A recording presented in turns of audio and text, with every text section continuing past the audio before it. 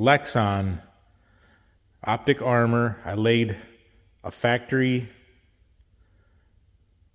rear glass down, laid the optic armor over the top, clamped it all the way around the corners, and then drilled the holes. As you can see here, these holes here.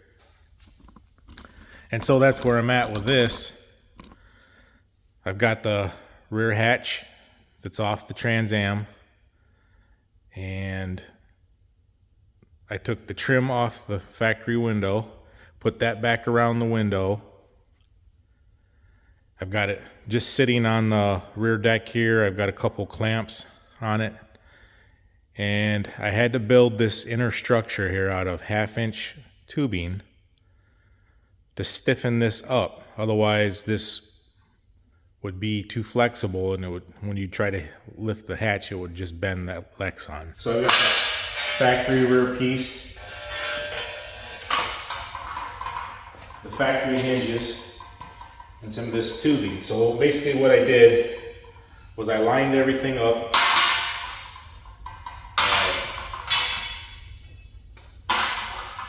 similar to this,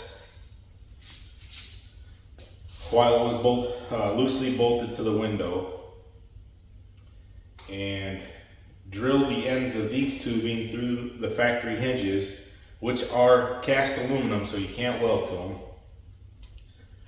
Lined them up on this back window support piece, marked it out, cut this bump out on both sides, slid that tubing, got it all squared up, tack welded it, took it all off, welded the tubing to this inner piece here, and this is basically what I came up with here.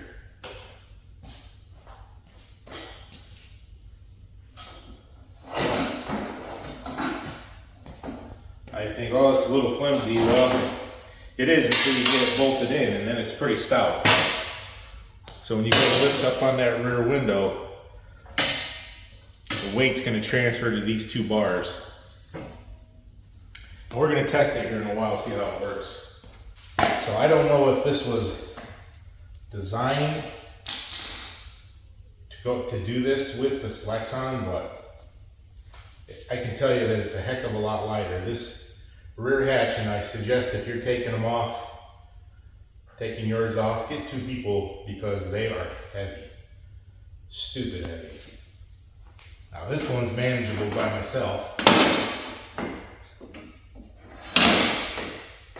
with its current weight.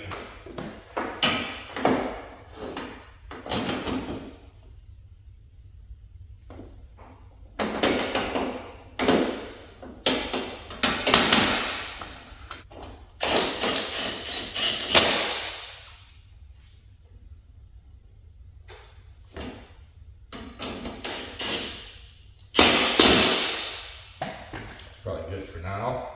Now what I'm doing here with these vice grips is at the edge of this deck lid, it's going to want to separate because that factory glass is curved and it's stiff, where the Lexan kind of relaxes a little bit. So I'm going to have to drill it, put 2 small screws through there to keep that window and everything aligned, so when I get it on the car, the window follows the body line of the car. May have to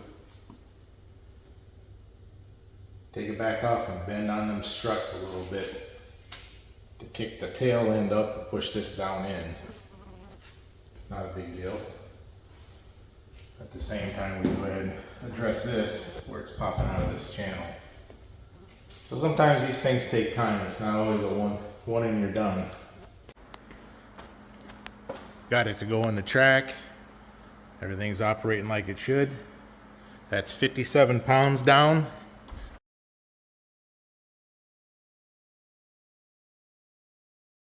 Cut a little window here and trim this out a little bit. There's just enough room to get the small sawzall and a cutoff wheel up in there to cut this bar. So now I got to chunk this bar up into,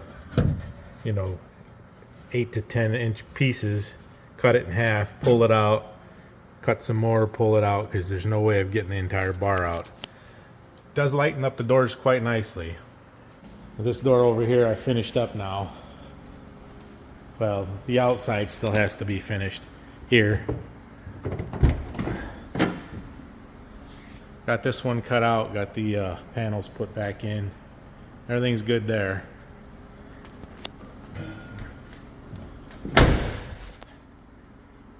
Moldings, ground effects, whatever you want to call them.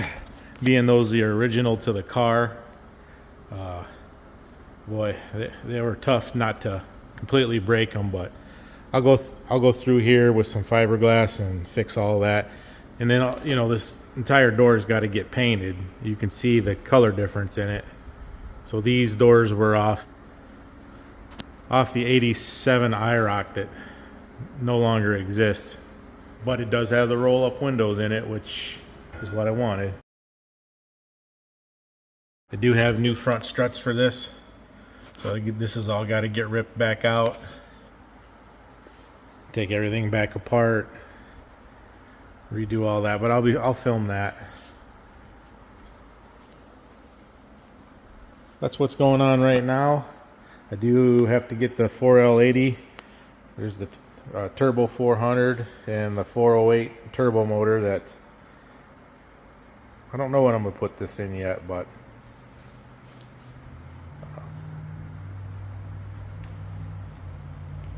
so yeah, just a lot of little tinkering. It's almost the 1st of November now, so we got plenty of time. In the rear here, probably just going to get everything settled, get the new transmission in, get the seats back in, get it race weight, and then go through the pinion angle, make sure all of that's still set well, and get this thing ready for 6 summer. And then hopefully later on then Michigan miles. So a little bit of work, but just do a little bit every night when I get home from work, and you know, just eventually you get it done. As you know, I ran this car in this year's 6 summer, but we had to drop out after registration day due to some issues. I didn't want to hurt the car, but then we went up to Michigan miles and we took fastest Pontiac and 9th fastest overall. So it came around. I learned a lot from Michigan miles about the car, how it launches and different things, but we still have another 150 shot, I believe, to go on the nitrous kit. So I can add another 150 horse there. Adding a 4L80 with the 4th gear, or overdrive rather, will help tremendously on the street for heat and also RPM. And hooking up the trans brake and actually using that this year, there's coming up year, will hopefully get this car a more consistent 60 foot. So whatever class I run, maybe dial your own, pro dial your own. You know, maybe finish 1st or 2nd, whatever, 3rd. Doesn't matter as long as you finish right. So that's progress on the Trans Am. When I get into the next phase here of welding and putting the bars and stuff in, I don't know, I might just get that done and bring you back, put the seats back in, all that kind of stuff. But I'll make some more videos. And then on the channel, the New Vision Garage, start doing some other revival type videos of rescuing or reviving an old cars and stuff. So we're gonna start getting back to doing those type of things. But this is the priority, is to make sure this car is ready for spring for testing. So okay, well, thanks for joining me, and until next time, take care.